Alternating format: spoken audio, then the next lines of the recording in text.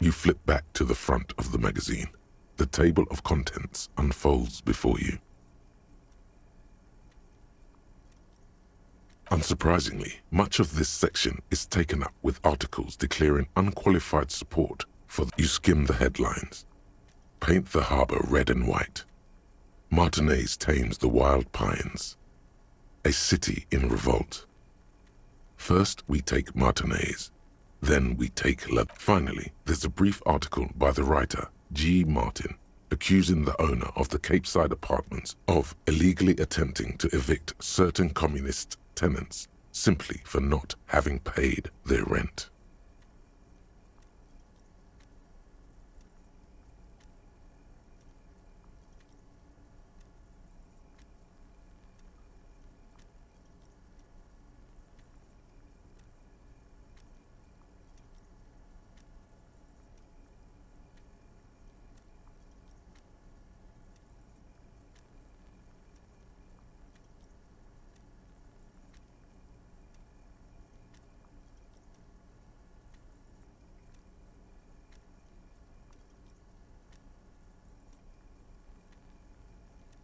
One of the editorials proclaims that the more the forces of reaction attempt to crush the body, the more defiant you flip back to the front of the magazine. The table of contents unfolds. Unsurprisingly, you skim. Finally, there's a brief article by the writer, G. Martin, accusing the owner of the Cape Side. The eternal problem, according to G. Martin, is that under capitalism, the worker is rendered incapable. Thus, they tend to experience their own oppression as though it were happening. You flip back to the front of the magazine.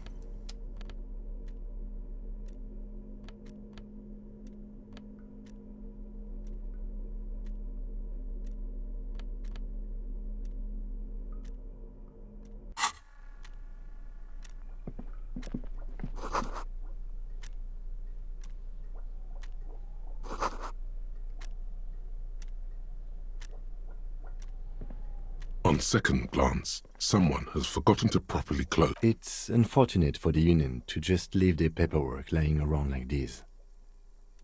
The drawer opens smoothly. Inside is a well-organized set, hundreds of documents containing logistical data. Two kinds of transactions stand out. Materials coming into Revachol from the outside world, from Muindi, Gra, and the same materials being handed over to companies inside Revachol, Couron, Coal City, La Delta. It's hard to make sense of this thicket of company names, dates, quantities, and percentages. You try to focus, but the lines are getting blurry.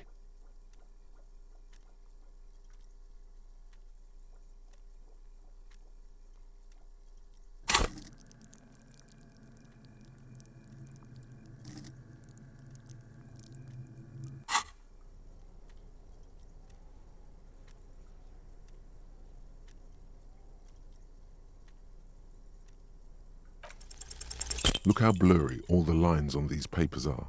How unwieldy your own willpower is to yourself. You're like an absurd. Hermeneutics was almost within your grasp, but now only vague letters float before your eyes. Less meaningful, but aesthetically more pleasing.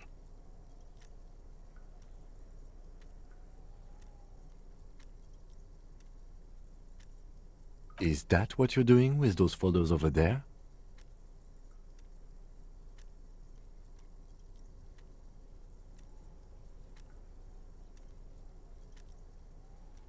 Right. This is probably not relevant to our case. After all, we're not Hundreds of documents containing logistical and the same materials being handed. You already went through all of these. The drawer slides shut smoothly.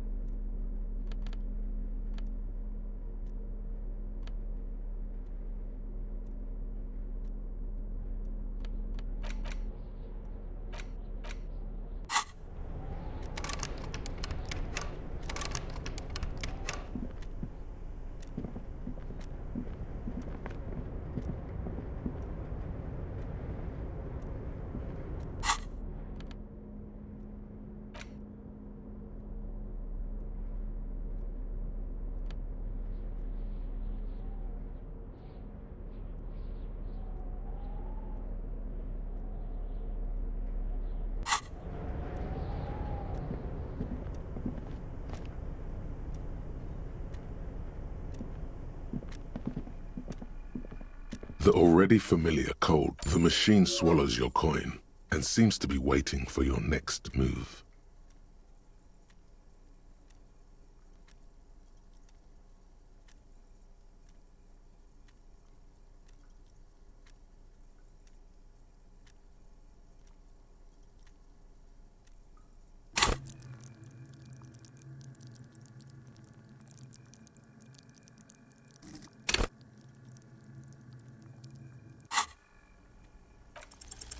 Your fingers run over the dial pad.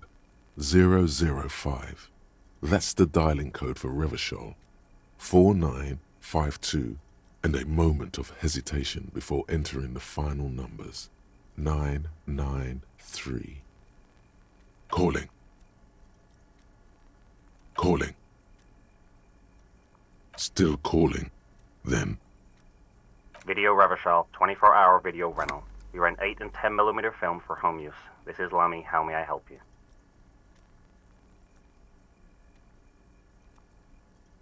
The voice of a youngster on the other end sounds as enthusiastic as that of a man walking towards the gallows. Video Revachol is a 24-hour video rental. We rent 8 and 10 millimeter film for home use. This is Lamy.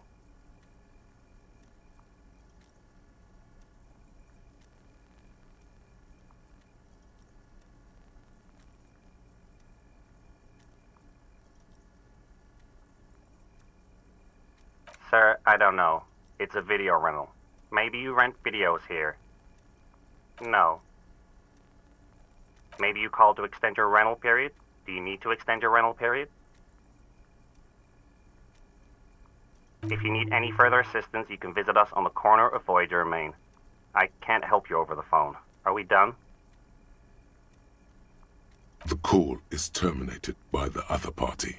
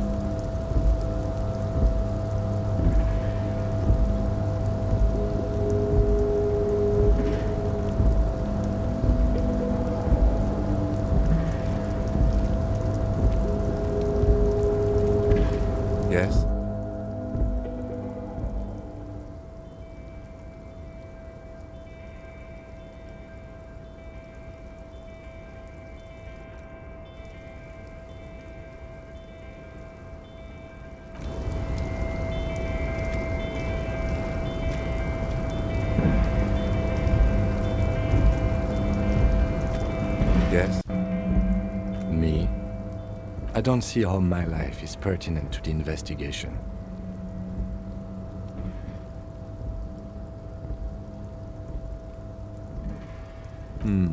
That's a fair point. All right, for the good of the investigation, what do you want to know? That's correct. You feel a slight urge to put the lieutenant down for this, but you can't quite muster enough testosterone.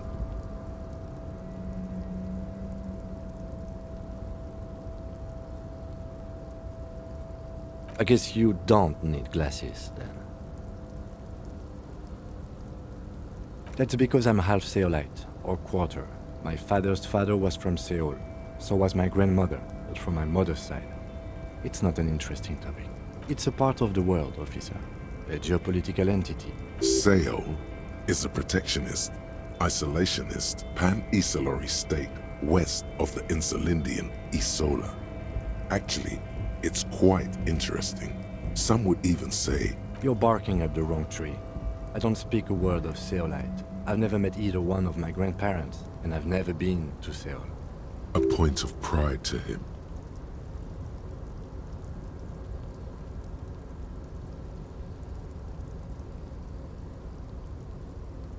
No.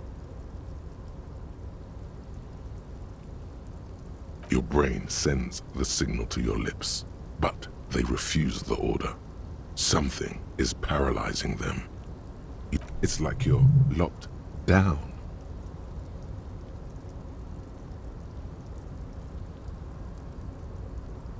Something the matter, detective? What's going on? It's like you're a puppet in his hands.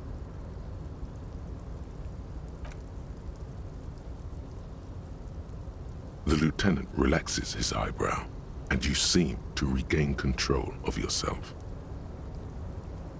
What do you mean? I have no idea what you're talking about. The lieutenant's conceptualization skills must be rather rudimentary.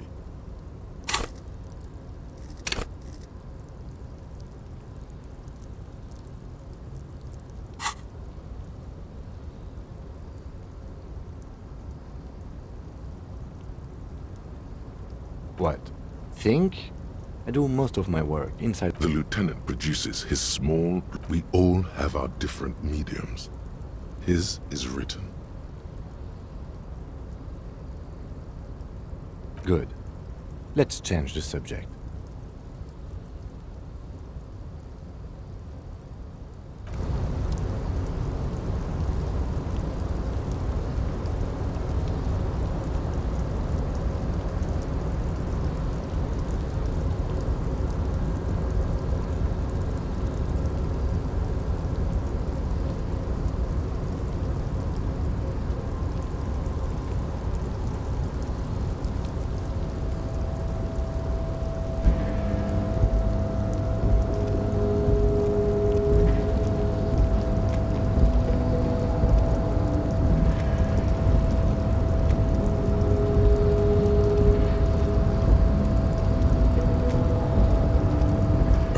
Control panel with several knobs. 2 buttons marked Marsh and Arrête are faded with use. It seems to control Marsh on, Arrête off. With a loud grind, the crane shifts overhead, moving a massive metal container through the air.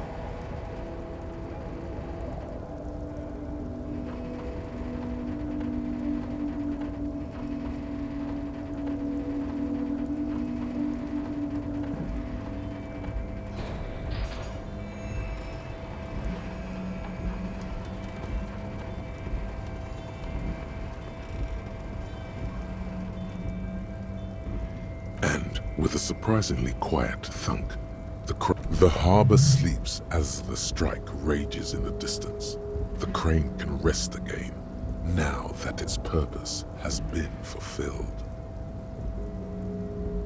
Moving this container, of course. For this purpose it was built.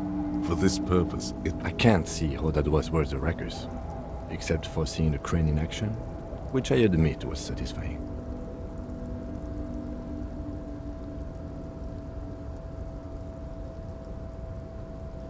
crane does not return to its original position.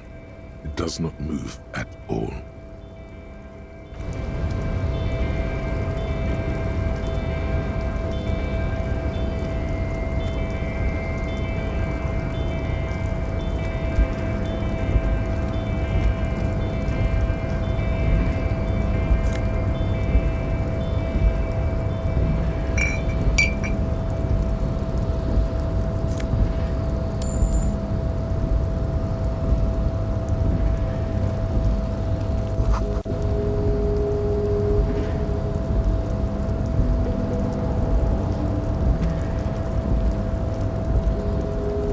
Before you stands a cargo container, just one of many in the yard. You do? Because I don't. There are a million containers here. Why are you fixating on this one?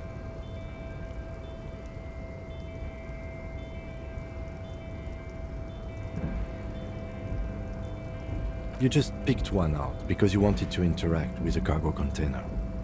We are not here to interact with containers. We are here to talk to the Union, right? No reply. The knock produces a hollow ring of metal. Doesn't sound like there's anything inside the container. You attempt to turn the handle, to no avail. To your left, the lieutenant considers your actions with some puzzlement.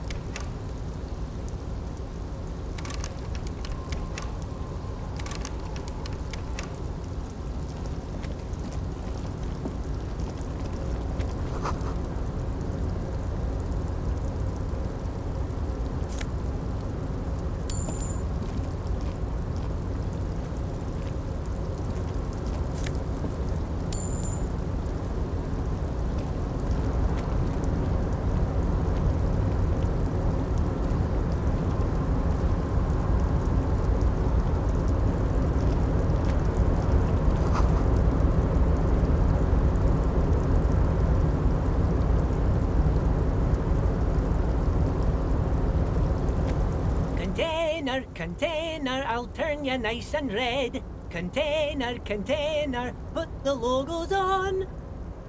The lyrics to this container song are being made up as he goes along. The accent is so thick, it's impossible not to notice he's Ubi, from the vanishing peninsula of Ubisunt on Muindi. Container, container, used to be Wild Pines. Container, container, now belongs to Everard. Everard, Everard, Everard, he looks after everyone. Huh? Well, hey there. How can I help you, mister? I see you are not a Union man, mister. Did you get lost? You're not one of them scabs, are you?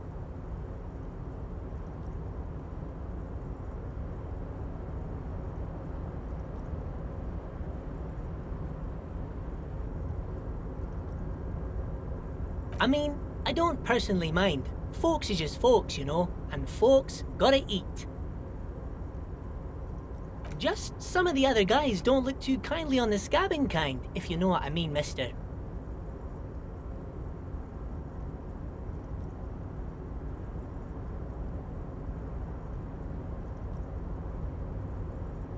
Oh, yes. Born and raised in Arish, mister. Mum had to leave my dad after he got a bit violent. Took us here to the new world. I was about 10 then. Too old to lose my accent then.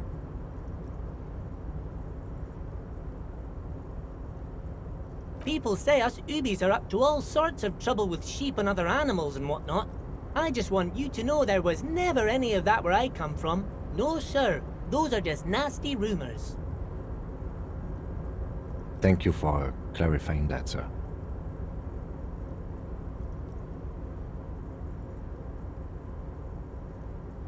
Oh, I'm just making some covers for them containers here.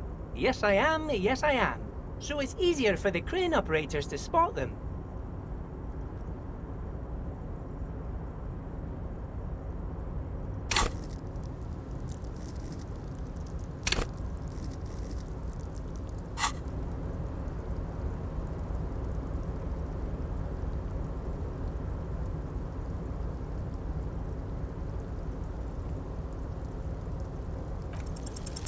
The containers in the yard are green in Wild Pine's livery, and the mountains rising behind Leo is all red in Union colors.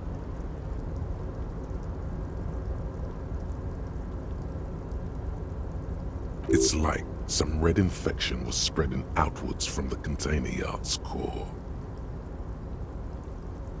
There appear to be cisterns underneath the Union container covers.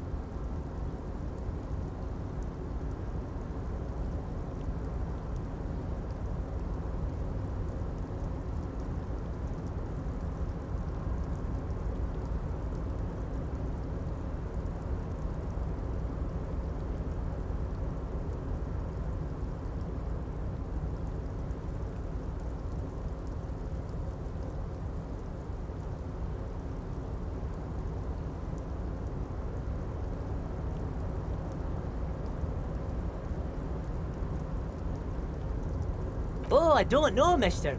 They say it's some chemicals. Most of them have labels on them, I think. Yes, they are hiding it from the inside. All the red containers have the Debarders Union logo on them. No, not really. Mr. Everett doesn't tell me all the big things. Says I go and tell them to everyone.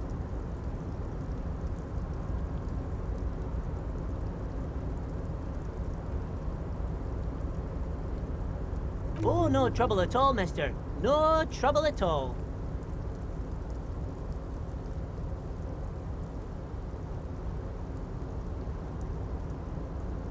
Oh, most of the guys are down at the gates, keeping the scabs from coming in. We're on a strike. The whole union is. You don't have to work when you're on strike. Ha! We haven't worked for 2 months now. So no one is working? Not everyone is down there, of course. Mr. Everard is in his office, where he always is. And Jean-Luc is guarding the gate. But Titus and his boys got into some drunken trouble and Everard sent them on a nice vacation. For a week or so.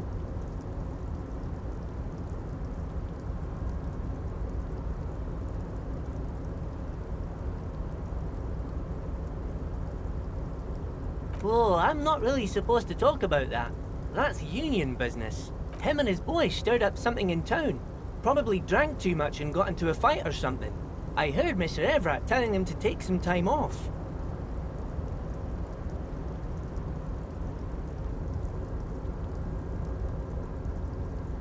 I guess the boys got a bit too rowdy and had to let out some steam. I don't really know the details. That's just how boys are, you know.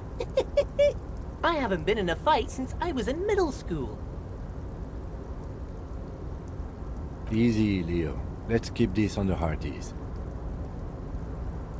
Look at him. It's not going to be anything useful anyway. Don't fight it. Better to go with the flow.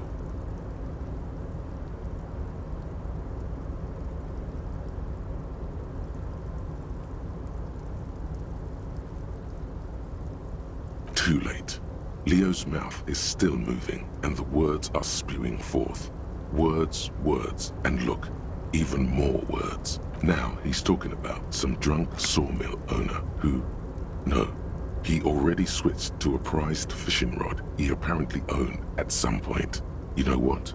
Just cut in there with your questions.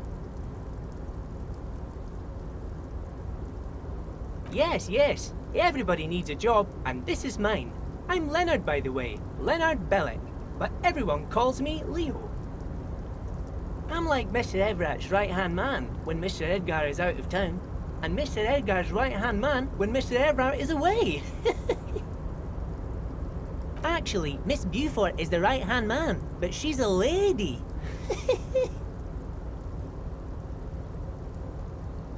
Who is this, Miss Beaufort? A real pretty lady with a skin like those Douai Sucre candy bars my missus likes so much. Them are real nice to suckle on once the dinner is done and me and the missus sit down beside the radio.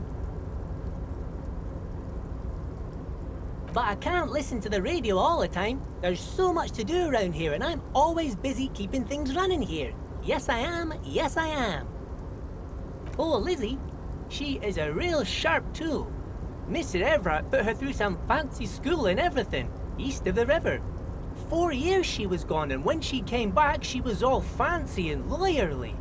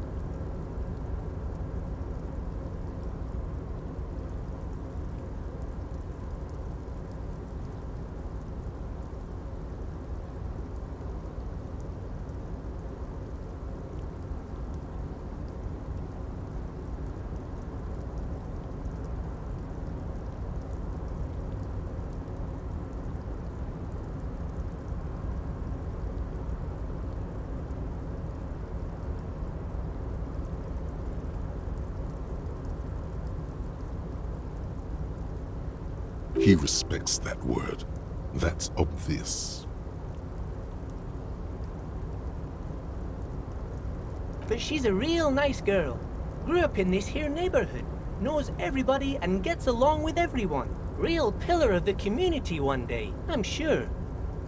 If me missus and me was to have a child, I'd be real happy if she turned out like her. But she can't have kids. Dr. Lemaitre said so, and she knows about such things. Been a doctor for almost 50 years, she has.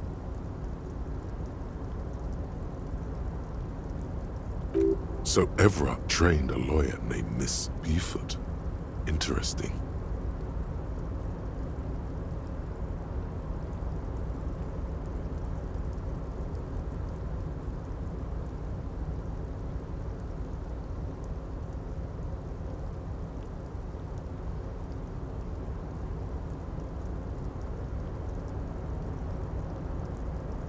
Yes, this place really seems to run like clockwork. Keep it up, Leo. Well, thanks a lot. Coming from you, it means a lot, really. Sometimes I feel some of the guys don't really get how much I bust my ass for them here. But you guys are alright. Oh, that one. That should be empty as far as I know. Lots of containers here have nothing in them. They're just waiting to be loaded up. Told you.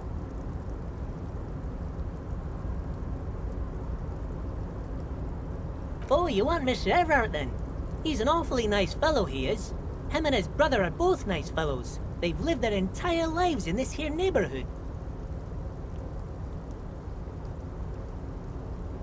Guys like Mr. Everett and Mr. Edgar, his brother, are real good guys. Made Martinez what it is today.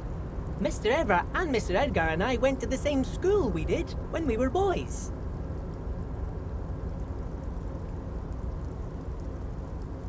Oh, Mr. Everett is where he always is. In his office, of course.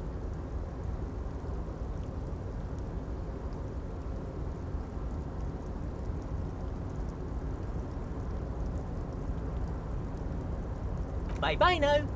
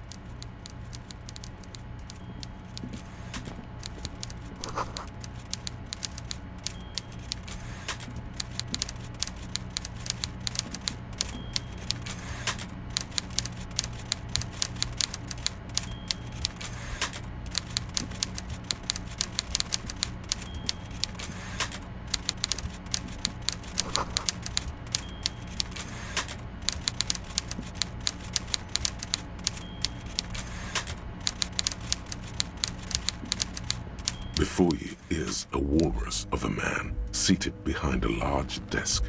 He looks up from his work, not the least bit surprised to see you.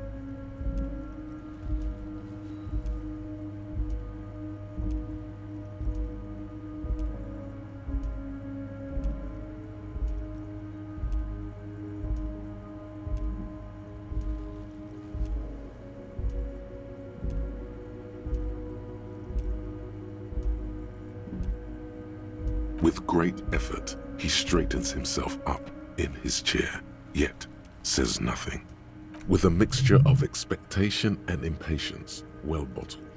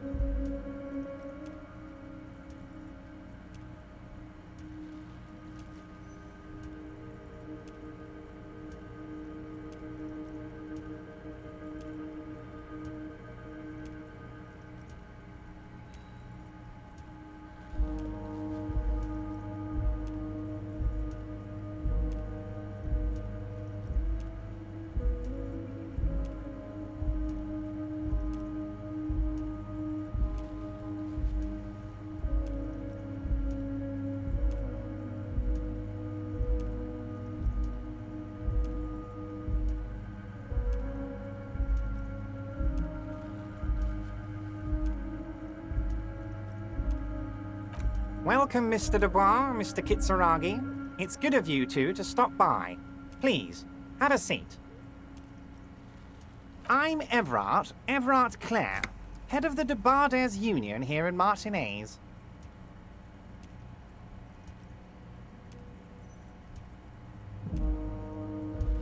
I'd offer you my hand, but unfortunately my health prevents me from getting up. You understand?